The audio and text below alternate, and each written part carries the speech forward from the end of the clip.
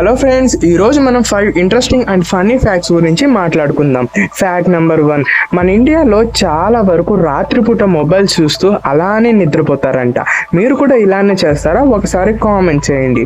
Fact number 2, మన భారతదేశంలో దాదాపుగా వీధికి ఒక టిఫిన్ షాప్ ఉంటుందంట.